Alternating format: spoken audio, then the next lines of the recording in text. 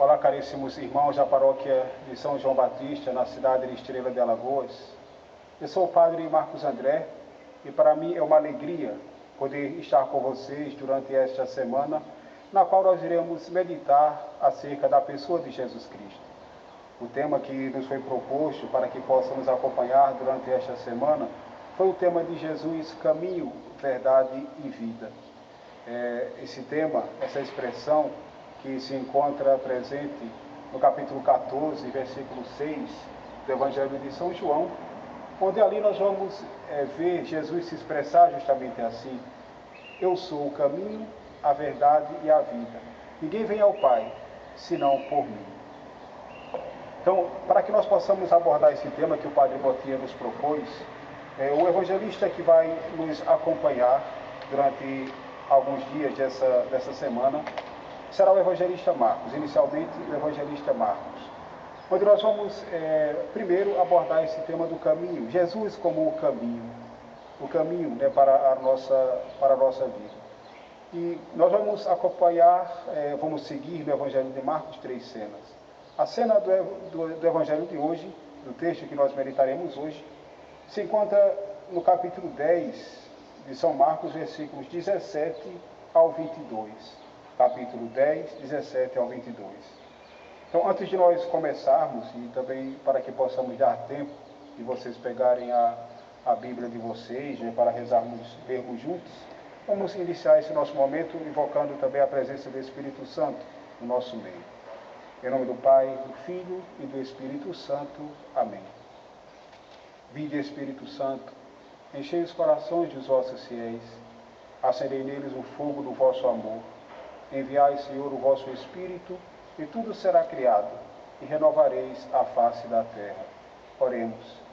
Ó Deus, que instruíste os corações dos vossos fiéis com a luz do Espírito Santo, fazei que apreciemos retamente todas as coisas segundo o mesmo Espírito, e gozemos sempre de suas consolações, pelo mesmo Cristo, nosso Senhor. Amém. Marcos capítulo 10, versículos de 17 ao 22. Ao retomar o seu caminho, alguém correu e ajoelhou-se diante dele, perguntando: Bom mestre, que farei para herdar a vida eterna? Jesus respondeu: Por que me chamas bom?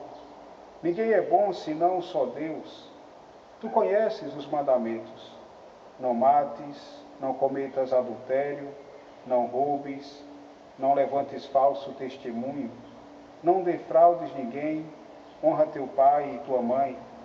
Então ele replicou: Mestre, tudo isso eu tenho guardado desde a minha juventude. Fitando-o, Jesus o amou e disse: Uma coisa só te falta. Vai, vende o que tens, dá aos pobres e terás um tesouro no céu. Depois vem e segue-me. Ele, porém, contristado com essa palavra, saiu pesaroso, pois era possuidor de muitos bens. Palavra da salvação, glória a vós, Senhor. Antes de nós olharmos para este evangelho de hoje, nós, olhando um pouco primeiro para o tema que nos acompanhará durante esta semana, Jesus, caminho, verdade e vida, uma primeira pergunta que nós nos colocamos é justamente essa: o que significa dizer que Jesus é o caminho, a verdade e a vida? Dizer que Jesus é o caminho, a verdade e a vida significa dizer que Jesus é o homem sonhado, é o homem que todas as civilizações, todas as religiões gostariam de ter, é o homem predito pelos profetas e pelos místicos, é o homem que eu e você somos convidados a ser. Dizer que Jesus é o caminho, a verdade e a vida, é dizer que Jesus é o ser humano no sentido incomparavelmente mais rico que o homem ousou sonhar.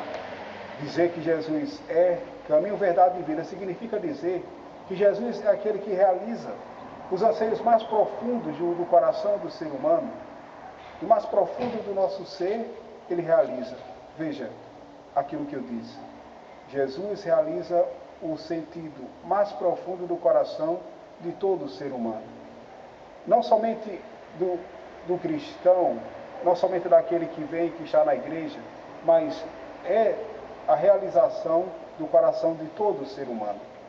E é isso quando nós olhamos para o Evangelho de hoje, esse que nós acabamos de ler, nós vemos que esse jovem, ou esta pessoa, este alguém, né, do Evangelho, quando vai se aproximar de Jesus, ele vai se aproximar justamente com uma profunda pergunta, uma pergunta que se encontra no mais profundo do seu ser. Bom mestre, o que devo fazer para herdar a vida eterna? Uma coisa que nós, como nós estamos primeiramente meditando sobre Jesus como o caminho. E o Evangelho, ele começa justamente assim, dizendo, ao retomar o seu caminho, alguém se colocou ali aos pés de Jesus. Ajoelhou-se diante dele, fazendo essa pergunta. Colocar-se no caminho de Jesus, Jesus que é o caminho, e se colocar-se também diante do caminho que é ele. Colocar-se diante desse caminho, nós podemos, existem dois modos pelos quais nós podemos nos colocar diante do caminho de Jesus. Nos colocarmos diante do caminho dele, diante do caminho que é ele, e nos tornarmos seus discípulos, ou não nos colocarmos diante do caminho de Jesus e, consequentemente, não nos tornarmos seus discípulos. Quando olhamos para esta pessoa do Evangelho de hoje, ele acaba fazendo a segunda opção. Tinha se colocado inicialmente no caminho de Jesus, mas no final escolhe não continuar naquele caminho. Não se colocar no caminho de Cristo significa não tornar-se discípulo dele.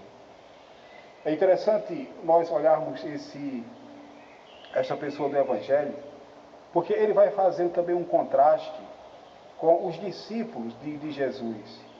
O mesmo convite que Jesus faz a este homem, deste capítulo 10 do Evangelho de Marcos, é o mesmo convite que Jesus faz, por exemplo, aos discípulos, lá no início do Evangelho. Nós nos recordamos quando Jesus estava ali no mar da Galileia e vai fazer o convite para aqueles que estão ali pescando, né, os seus primeiros discípulos. É assim que Jesus os convida, né, vem e segue. O Evangelho diz que imediatamente eles deixam todas as coisas, deixam seus pais, suas redes, a barca, para seguir a Jesus. Então vejam que contraste. Lá os discípulos ouvem o vem e segue-me imediatamente, colocando-se no caminho de Jesus, seguem, tornando-se discípulos de Cristo. Esta pessoa do Evangelho de hoje ouve o mesmo convite. Era para ele também se tornar discípulo de Jesus. Dizer vem e segue-me significa dizer, venha, seja meu discípulo. Mas ele prefere, escolhe o não se colocar diante do caminho. E diz o Evangelho, porque ele era possuidor de muitos bens. E sai, então, contristado, sai triste e pesaroso. Possuidor de muitos bens, não é capaz de seguir Jesus pelo caminho.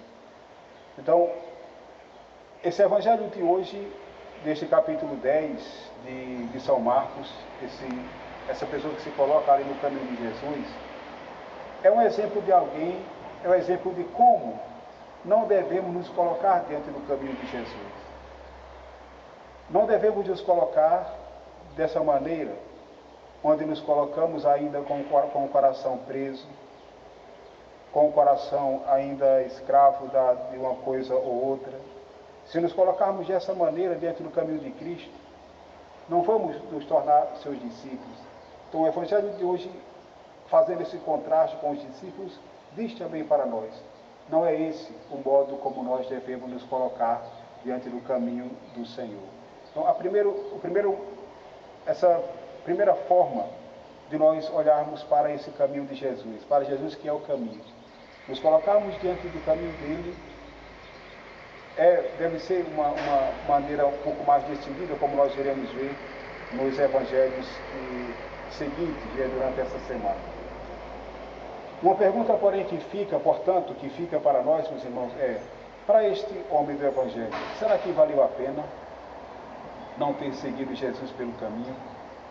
E aqui nos recordamos de uma outra passagem do evangelho, onde Jesus diz: do que adianta o homem ganhar o mundo inteiro, mas se ele vier depois a perder a vida eterna? Do que adianta o homem ganhar o mundo inteiro, mas se ele vive voltado somente para si mesmo? Esse homem, talvez esse fosse o problema dele, voltou-se demais para si mesmo, no seu egoísmo, nos seus bens, esqueceu de verdade de colocar esse seu coração em Deus. Que o Senhor nos ajude, para que nós possamos então saber nos colocar diante do seu caminho e nos tornarmos verdadeiramente seus discípulos. O caminho que nós devemos trilhar é o caminho do nosso Senhor Jesus Cristo. O Senhor esteja convosco, Ele está no meio de nós.